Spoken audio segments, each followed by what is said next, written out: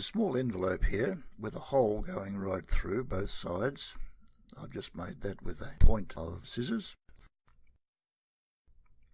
There's also a card.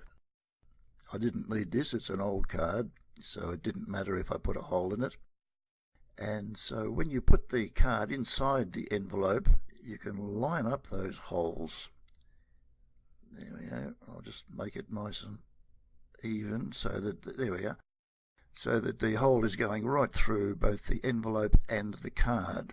Now, there's a piece of thread here, a thick cotton thread. We're going to thread that right through. So there we are, we've got the thread going through both the envelope and the card, which is in the middle. There's a thread, you can pull it backwards and forwards. Now here comes the interesting part. If we take both ends of the thread like this, get them nice and even, and give it a decent tug like this,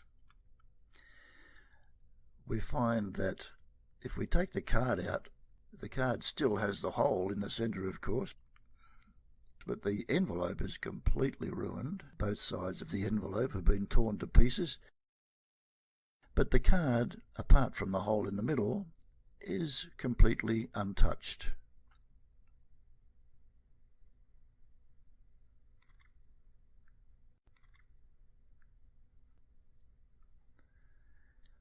Now I'll show you what to do with the envelope. You take an envelope, just a normal envelope that will fit a card inside it, just like that. One with a flap at the top is much better than anything else. And there's also a piece of thread. That's only cotton thread, but it's a fairly stout cotton thread. We've got some scissors as well, and we're going to take the point of the scissors, and always be careful with scissors, of course, and put a hole right through all three. There's the back of the envelope, the card in the center, and the front of the envelope, so the hole is going right through all three. I'll take that out again, and we can just trim that up a little bit so that it's a nice neat hole. Just get rid of those edges. You do that with the envelope and with the card as well. And so now you take the scissors, you cut a very small sliver off the end, so now it doesn't have a bottom to it at all. It just has to be a very small piece that you cut off. So then you're ready to perform. You show the envelope with a hole in the center, you take the card and you pop it in there and line up the holes so that they're convinced that the thread is going to go right through all three. Now I'll show you what happens behind the hand here.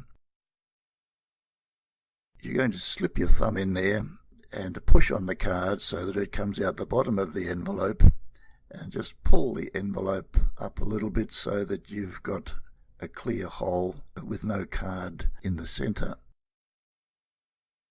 Then you take your thread, pop it through the envelope, not the card, and then you push the card back into position, and that has the effect of pushing the thread over the card, as you can see it there.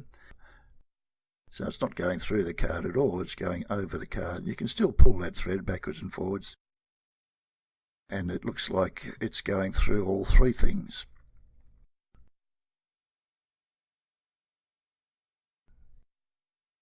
Then you take the ends of the thread